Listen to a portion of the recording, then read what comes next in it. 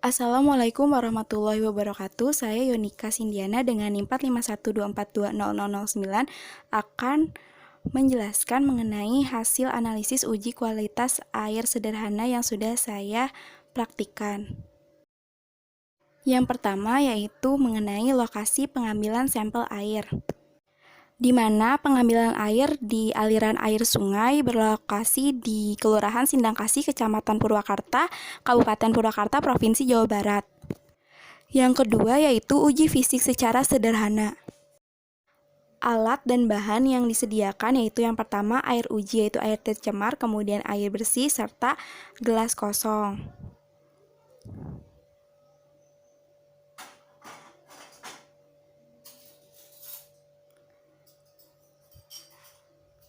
Nah, pada tahapan pertama menuangkan 1 gelas air yang akan diuji ke gelas kosong.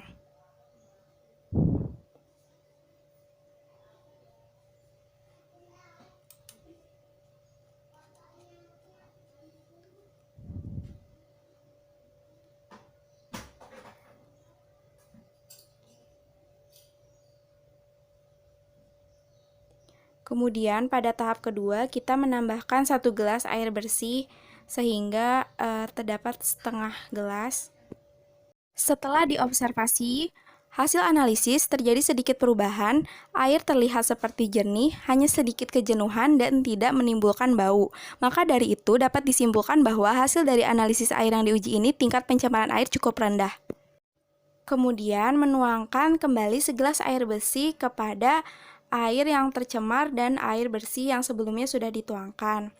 Nah, ketika kita lihat hasil percampurannya dapat dianalisis. Dari penambahan 2 gelas air bersih tidak terlalu menunjukkan adanya perubahan warna pada air yang diuji, seperti halnya hanya terjadi sedikit perubahan warna. Namun air yang diuji ini tidak sejenis seperti air normal, hanya sedikit terlihat kejenuhan, tidak menimbulkan bau serta suhunya menjadi normal. Maka dari itu dapat disimpulkan bahwa hasil dari analisis air uji ini tingkat pencemaran air rendah. Selanjutnya yaitu uji kimia secara sederhana menggunakan air teh. Alat dan bahan yang disediakan yang pertama yaitu air teh, kemudian yang kedua air uji atau tercemar, kemudian yang ketiga gelas kosong. Yang dimana nantinya air teh ini akan dimasukkan ke dalam gelas kosong. Setidaknya sekitar setengah gelas. Kemudian air teh ini akan dicampurkan dengan air tercemar atau air yang nantinya akan diuji. Nah, bisa kita lihat perbandingannya atau terdapat perubahan setelah dicampurkan dengan air teh. Kemudian, air ini didiamkan selama 1 malam. Dan akan kita tunggu hasilnya.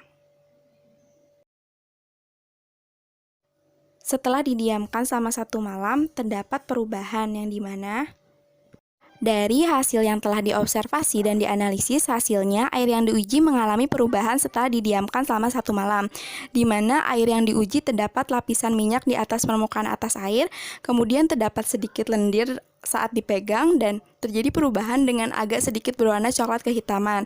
Maka dari itu dapat disimpulkan bahwa hasil dari air yang diuji dengan percampuran air teh memiliki kualitas air yang buruk.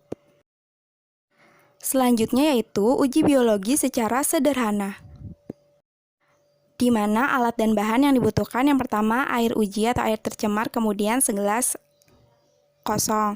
Kemudian air tercemar ini dimasukkan ke dalam gelas yang kosong sampai penuh dan setelah itu ditutup dan nantinya akan didiamkan di bawah terik matahari dan ruangan terbuka selama 5 hari.